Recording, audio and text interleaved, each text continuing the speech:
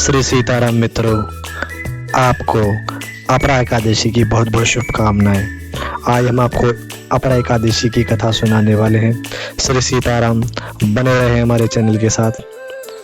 ज्येष्ठ मास के कृष्ण पक्ष की अपरा एकादशी। युधिष्ठिर ने कहा, जनार्दन, ज्येष्ठ मास के कृष्ण पक्ष की एकादशी का नाम और महात्मा बताने की कृपा करें। भगवान श्री कृष्ण बोले, इस एकादशी का नाम अपरा है। यह बहुत पुण्य प्रदान करने वाली है तथा बड़े बड़े पातकों का नाश करने वाली है। ब्रह्म हत्या, गौ हत्या, भ्रूण हत्या करने वाला, परनिंदक और परस्त्रीगामी पुरुष भी अपरा एकादशी के सेवन से पाप रहित हो जाता है। झूठी गवाही देने वाला, नाप तोल में धोखा देने वाला, आयु विज्ञान को जाने बिना चिकित्सा का काम करने वाला गोरख नरक में जाते हैं, परंतु अपरा एकादशी का विधिवत सेवन करने से वह पाप रहित हो जाता है। क्षत्रिय होकर युद्ध से भागने वाला, विद्या प्राप्त करके गुरु की निंदा करने वाला, शिष्य महापातकी होकर घोर नरक में जाते हैं, परंतु अपरा एकादशी के व्रत से वह भी सद्गति को प्राप्त होते हैं।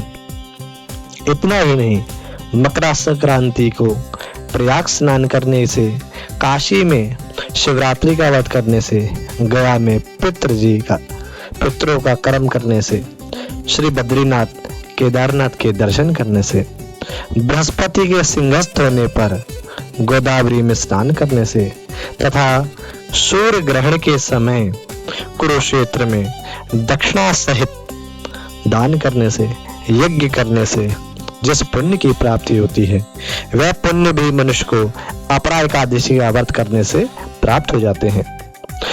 इस अपरा एकादशी को वामन भगवान की पूजा करके मनुष्य विष्णु लोक को प्रतिष्ठित होता है, विष्णु लोक में जाता है और वहां पर भगवान की सेवा में तत्पर होता है। इस अपरा एकादशी को अवश्य मनुष्य को अपने कल्याण के लिए रखना चाहिए और पूरा विधि पूर्वक कर एकादशी का व्रत करना चाहिए। कथा का श्रवण करते हैं। मध्वज नामक एक धर्मात्मा राजा था। राजा का छोटा भाई वज्रध्वज बड़े भाई से द्वेष रखता था, सदैव वैर रखता था। एक दिन अवसर पाकर इसने राजा की हत्या कर दी और जंगल में एक पेड़ के नीचे दबा दिया, गाड़ दिया। पीपल के पेड़ के नीचे गाड़ कर वह वहां से चला गया। अकाल मृत्यु होने के कारण आत्मा प्रेत बनकर पीपल पर रहने लगी और भटकने लगी। मार्ग से गुजरने वाले हर व्यक्ति को आत्मा परेशान करती थी। एक दिन एक ऋषि इस रास्ते से गुजर रहे थे। इन्होंने प्रेत को देखा और अपने तपोबल से उसके प्रेत के बनने के कारण को जाना। ऋषि ने पीपल के पेड़ से राजा की प्रेत आत्मा को नीचे उतारा और परलोक विद्या का उपदेश दिया। राजा को प्रेत योनि से मुक्ति दिलाने के लिए ऋषि ने स्वयं अपरा एकादशी का व्रत रखा और द्वादशी के दिन व्रत पूरा होने पर व्रत का पुण्य प्रेत को दे दिया।